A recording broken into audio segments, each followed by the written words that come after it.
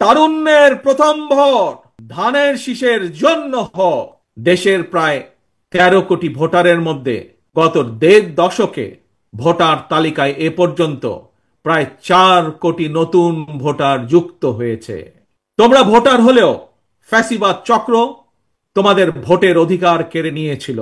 আসন্ন জাতীয় নির্বাচন সামনে, এবং এই আসন্ন জাতীয় নির্বাচনে তোমাদের হারানো ভোটের অধিকার পুনঃপ্রতিষ্ঠার এক বিরাট সুযোগ তৈরি হয়েছে। এই সুযোগকে কাজে লাগিয়ে স্বাবলম্বী বাংলাদেশ গড়ার লক্ষ্যে বিএনপির গৃহীত পরিকল্পনা বাস্তবায়ন করার জন্য পলাতক স্বৈরাচারের শাসন আমলে গত 1.5 দশকে ভোট প্রয়োগের অধিকার বঞ্চিত 3.5 কোটি ভোটার সহ সবার সমর্থন এবং সহযোগিতা চাই।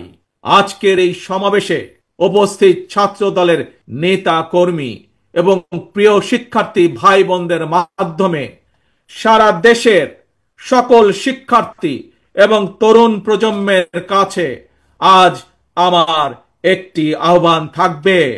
সামনে উপস্থিত শিক্ষার্থী প্রিয় ভাই বোনেরা, ছাত্র দলের প্রিয় ভাই বোনেরা, মন দিয়ে শোনো কি আহ্বান আমি জানাতে চাই।